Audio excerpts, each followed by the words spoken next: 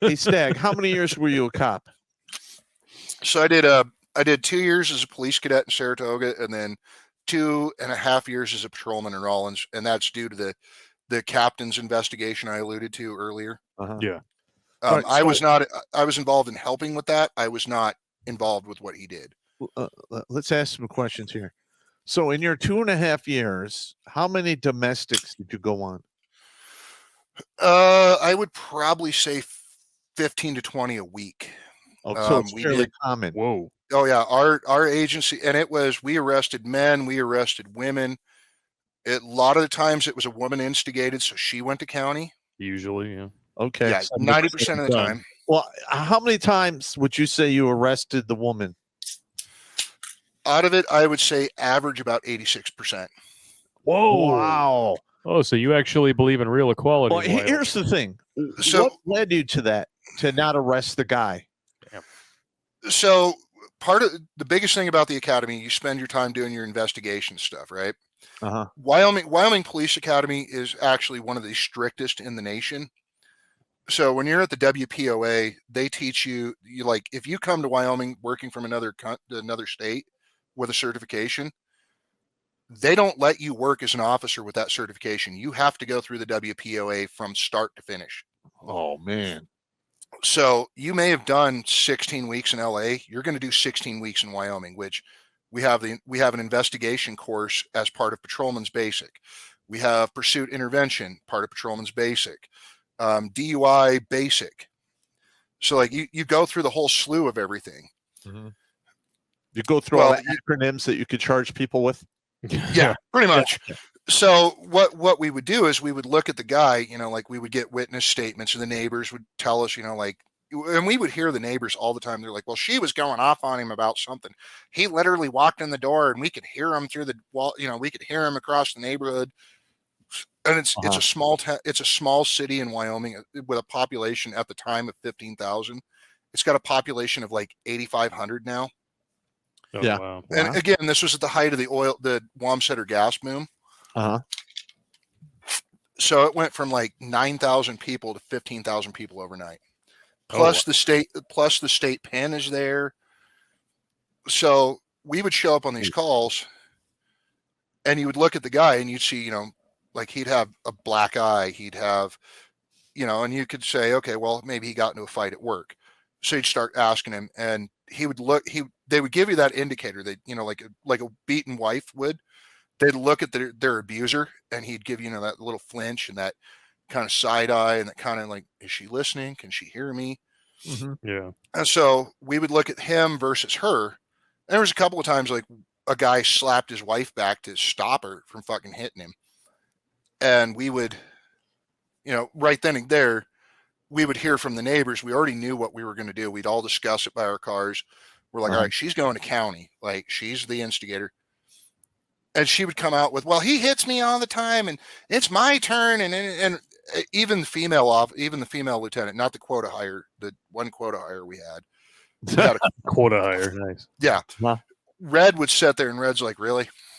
Uh-huh. Okay. So, what do you do? We had one guy. I remember my favorite one was, well, he criticized my cooking. Oh my God. Said it wasn't as good as his mom. So I threw a plate at his head and told him, if you think it's good enough, if you think your mom's is better, you better go cook it yourself. And then she hauled off, and he tried to clean it up so their toddler wouldn't step on the porcelain, their toddler, their little daughter. And she smacked him in the back of the head with a frying pan. And he turned around, like he gets up off the ground, turns around, and he pops her in the face. And we're like, all right, well, you can't really hit her, like. What? Kind of one of those. You could kill somebody with a frying pan. A little bit, yeah. But then we had to look at it in the self-defense aspect of, she could have murdered him. Yeah, easily. So a lot of the time we would take women to jail because in that area, like, you could see there were small dudes. Yeah. And there were some bigger guys that, like, you're looking at his wife, but then you're looking at how messed up the guy was, and you're like, dude, you weigh like 106, you weigh like 270 fucking pounds, and she weighs like 112. Yeah. Like, how did she do that much damage? She's like, I don't want to hit her, bro.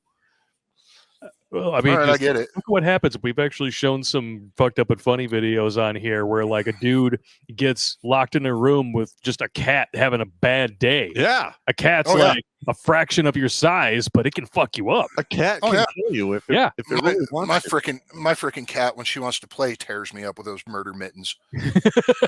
Murder mittens. I like it. All right, so back to the domestics. What is the worst one you've ever been on? I would have to say that was a corrections officer that was beating the hell out of his wife. Oh, okay. How'd that go? Corrections officers think they're law enforcement, so he tried to, give us all the codes, the statutes, and Uh-huh. tried to justify the reason he broke his wife's jaw Oh, okay. Oh my. and broke her ribs. The second worst, he obviously went to jail, lost his job. Second worst was a friend of mine who worked for the domestic battery group. She was actually, I can talk about it now, but she was the Craigslist rapist case from Casper, Wyoming. She was the one that got raped. Oh my God. Oh. And the guy that set it up was one of our former dispatchers. Oh shit. Like, I have a picture of that dude. But Whoa. her boyfriend from high school, her boyfriend from high school got into meth. She was working at Carbon County Cove, the domestic violence group, and she was a counselor. Great gal. And she's like 4'2", but Legit. great gal. And she kept calling me all the time with personal questions. She always had my phone number, so we just stayed in touch, and she knew I was a cop. And she's like, "Hey, so Ronnie beat me again." Oh no. And I'm like, "Okay, I'll be there in 5 minutes." Like, I'm not even calling it in on the radio. Like, I'm not self-reporting. I will be there in 5 minutes. All right. And she's like, no. She's like, well, my training tells me to call the police department. She's like, who's on? I'm like, I'm on, Hefe's on, and Zippy Doo is on. And she's like, okay, well, I'm going to call this police department. So she calls. The 1016 gets called out over the radio. RP is going to meet us at the cemetery. And, they give the RP, they put it in code. They give the RP's name. They tell us what she wants to do. And I get a call on car to car, and it's Zip. And he says, my LT.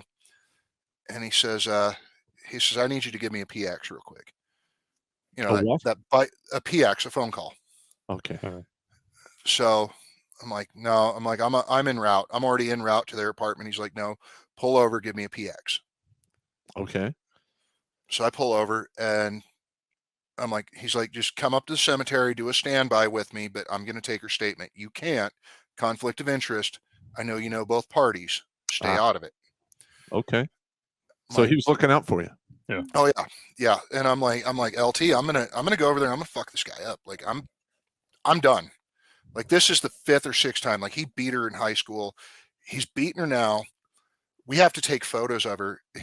I had to take the photos. Jesus. And we had to take photos of her, like, lifting up her shirt, showing the bruises out in the cemetery in the view of the public. She's like, well, I just want to call my mom and dad. And LT looks at me, and he's like, get her in your truck. You guys go back. You guys go 1019. I'm going to call Hefe up. We're going to go take care of this. And I'm like, no. Put her in your car. Put her in the cage. I'm going to take care of this. And he's like, you've got 2 choices. You leave and go home for the rest of the shift, and you let me handle it, or you take her down to the station and take her statement. So I had to take her down to the station, and just, this friend of mine, to have her break down and cry on me. Yeah. Yeah. That was a tough one, huh? Damn. Oh yeah, that was probably How my long was worst. she married to him for? She wasn't even married to him. They were engaged. She was dating the guy. Oh my God. How long were they together? All 4 years of high school and another 2 years after high school. So that was a long time ago then. Yeah, this was a long time ago. Whatever happened to that guy?